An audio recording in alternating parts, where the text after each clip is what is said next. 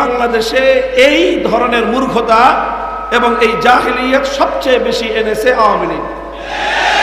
আর এরপরে আওয়ামী লীগের সাথে রাজনীতি করতে করতে এই এই এই কুস্বভাব আস্তে আস্তে বিএনপির মধ্যে ঢুকছে। ভালো হয়ে যান, ভালো হয়ে যান। আওয়ামী লীগরাও কই ভালো হয়ে আসবি, আর বিএনপিরাও কই ভালো হয়ে যান। রাজনীতি করতে গিয়ে ঈমান হারাবেন না। পরিষ্কার ঈমানের জায়গাটাকে পরিষ্কার বুঝে নেবেন, তারপরে রাজনীতিতে নামেন। ঈমান নিয়ে ছিনিমিনি খেলবেন না। এই দেশের রাজনীতিবিদরা যেই পরিমাণ মানুষকে মন্দিরে, মুসলমানদেরকে মন্দিরে নিয়েছে, আর কেউ এই পরিমাণ মুসলমানকে মন্দিরে নিতে পারে নাই। তারা তাদের নিজেদের ব্যক্তিগত রাজনীতির স্বার্থে লক্ষ লক্ষ মুসলমান মায়ের সন্তানকে মুশরিক বানিয়েছে।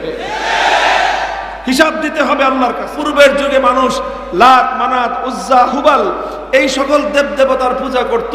সেই যুগে লাত, মানাত, উজ্জা, হুবাল এরা ছিল তখনকার তাগুত। আজকের যুগে মানুষ দুর্গা, সরস্বতী, কালী ইত্যাদি মূর্তিগুলোকে পূজা করে। এগুলো হলো এই যুগের তাগুত। কথা বোঝা গেল? তো আপনার একজন মানুষ যদি ঈমানদার হতে হয়, সর্বপ্রথম তাকে আল্লাহর একত্ববাদকে বিশ্বাস করতে হয়। সর্বপ্রথম তাওহীদকে বিশ্বাস করতে হয়। কথা বলেন ঠিক না বেঠিক? এই যে ইবাদতের মধ্যে আল্লাহর সঙ্গে অন্য কাউকে শরীক করা যাবে না, কাউকে শরীক করা যাবে না। এইভাবে আল্লাহর যদি কেউ ইবাদত করে, তাহলে তাকে বলা হয় একত্ববাদী, আর এটাকেই বলা হয় একত্ববাদ। এটাই হলো তাওহীদ। এই তাওহীদকে বলা হয় তাওহীদ ফিল ইবাদাহ। কি বলা হয়? তাওহীদ ফিল ইবাদাহ। অর্থাৎ এটা হলো ইবাদতের মধ্যে আল্লাহর একত্ববাদ। ইবাদতের মধ্যে আল্লাহর একত্ববাদ, যে ইবাদত হবে একমাত্র কার জন্য? আল্লাহ ছাড়া অন্য কারো জন্য যদি ইবাদত করা হয়, তাহলে যার জন্য ইবাদত করা হবে তাকে বলা হবে তাগুত, আর যে ইবাদত করবে তাকে বলা হবে মুশরিক। মুহতারাম হাজিরিন, এটা আমি বুঝালাম মূল কথা বোঝানোর জন্য। কারণ আলহামদুলিল্লাহ মুসলমানদের মধ্যে এতটুকু সুদবোধ আছে যে আল্লাহ ছাড়া অন্য কারো পূজা করা যাবে না, আল্লাহ ছাড়া অন্য কাউকে সাজদা করা যাবে না, আল্লাহ ছাড়া অন্য কাউকে ইবাদত করা যাবে না। এই জন্য মুসলমানরা যদি দেখে যে কাউকে, কোনো মুসলমানকে যে সে দুর্গার সামনে গিয়ে মাথা নত করে আসে, তো মুসলমানরা ওর ব্যাপারে কঠোর সিদ্ধান্ত নেবে যে তুই মুসলমান হয়ে দুর্গার সামনে গেলি কেন? কথা বলেন ঠিক না বেঠিক? আরে দুর্গা তো দুর্গা। কোন মুসলমানকে যদি আরেক মুসলমান দেখে যে ও কবরের সামনে গিয়ে সেজদা করতেছে, কোন পীরের মাজারে গিয়ে সেজদা করতেছে, তাই তো মায়ের একটা মাটিতে পড়ে না। যে তুই কবরে সেজদা করলি কেন? সেজদা পাবেন একমাত্র কে? আল্লাহকে বাদ দিয়ে তুই কবরকে সেজদা করলি কেন? আল্লাহকে বাদ দিয়ে তুই পীরকে সেজদা করলি কেন? আল্লাহকে বাদ দিয়ে তুই গায়রুল্লাহর সামনে মাথা নত করলি কেন? মুসলমানের কাছে এক আল্লাহ ছাড়া অন্য কারো ইবাদত গ্রহণযোগ্য নয়। কেন? কারণ মুসলমানরা একত্ববাদে বিশ্বাসী।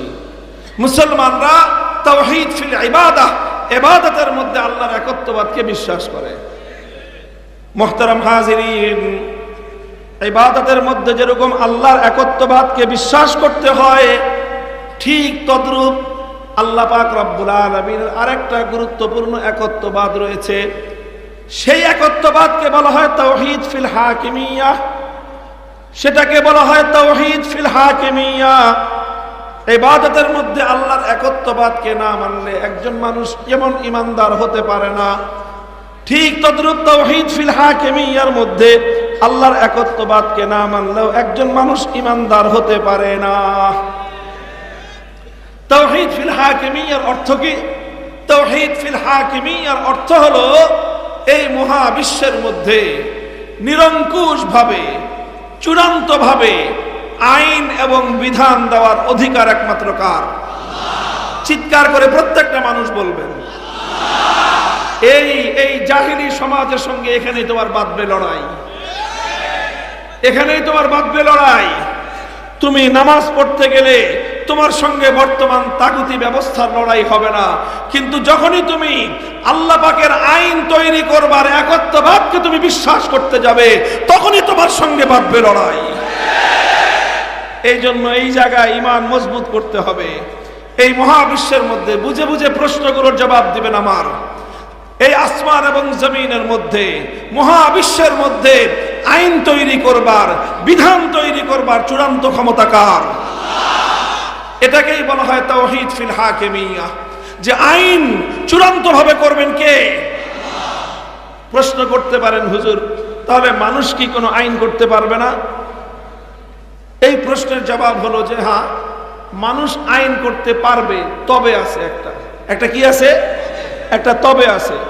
সেই তবে হলো যে মানুষ এমন আইন করতে পারবে যেই আইন করলে আল্লাহর আইনের বিরোধিতা করতে হয় না। মানুষ এমন আইন করতে পারবে যেই আইন করলে আল্লাহর কোনো আইনের সঙ্গে সাংঘর্ষিক হয় না। মানুষের কোনো আইন আল্লাহর কোনো আইনকে বাতিল করতে পারবে না। মানুষের কোনো আইন আল্লাহর আইনের বিরুদ্ধে হতে পারবে না।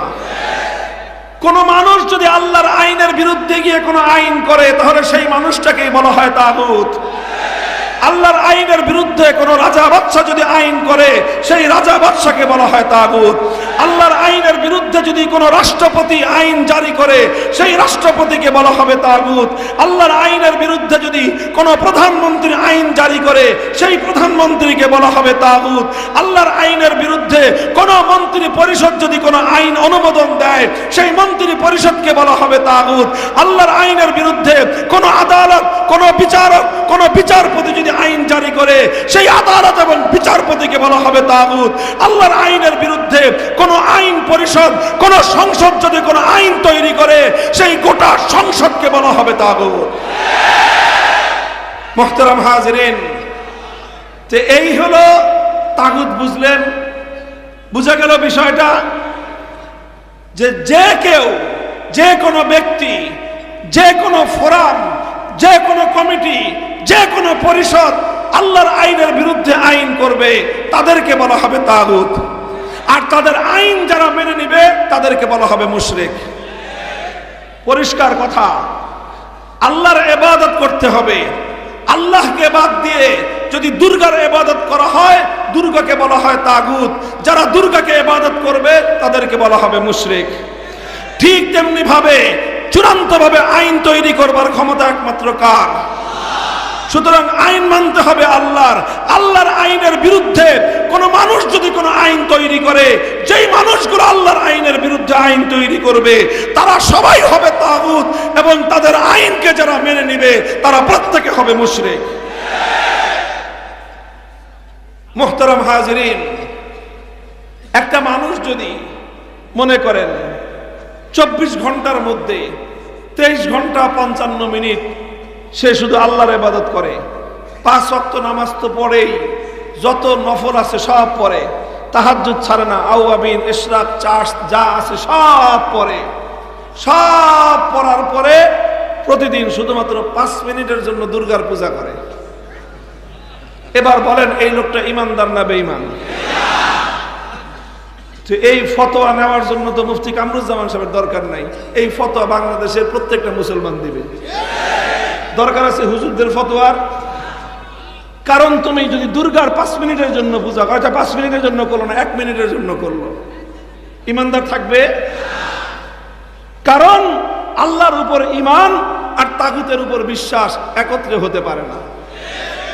তো এই কথাটা যেরকম আমরা ইবাদতের ক্ষেত্রে বুঝলাম, বড় দুঃখ এবং পরিতাপের বিষয়, লক্ষ লক্ষ নয়, আমার দেশের কোটি কোটি মুসলমান তাওহীদ ফিল হাকিমিয়া, আইনের ক্ষেত্রে আল্লাহর একত্ববাদকে উপেক্ষা করে, আল্লাহর একত্ববাদকে অস্বীকার করে মুশরিকে পরিণত হয়েছে। অথচ প্রতি বছর হজ করে আলহাজ মুশরিক সাহেব।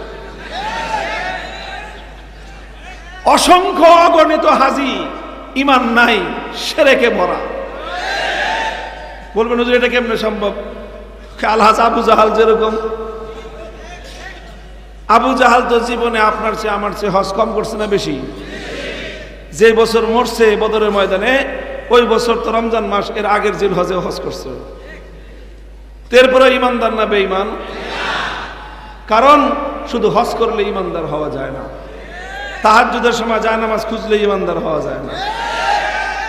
ইমানদার তো ভিন্ন জিনিসের নাম। তোমাকে সর্বপ্রথম তোমাকে তাওহীদ এবং একত্ববাদ ঠিক করতে হবে। শুধুমাত্র ইবাদতের ক্ষেত্রে আল্লাহর একত্ববাদকে বিশ্বাস করলেই হবে না, ইবাদতের মধ্যে যেরকম আল্লাহর একত্ববাদকে বিশ্বাস করতে হবে, আইন এবং বিধান দেওয়ার ক্ষেত্রেও আল্লাহর একত্ববাদকে বিশ্বাস করতে হবে। দুঃখ এবং পরিতাপ লাগে, কলিজাটা বিদীর্ণ হয়ে যায়। সমাজের মধ্যে সব আলোচনা আছে, সব কথা আছে, কিন্তু মুমিনের এই তাওহীদ ফিল হাকিমিয়্যার ঈমানকে এবং এই একত্ববাদকে দুরুস্ত করবার মতো আলোচনা সমাজে নাই। থাকবে কেমনে? এই কথা বলতে গেলে যারা আল্লাহর আইনের বিরুদ্ধে রাজনীতি করে এরা ফস করে ওঠে।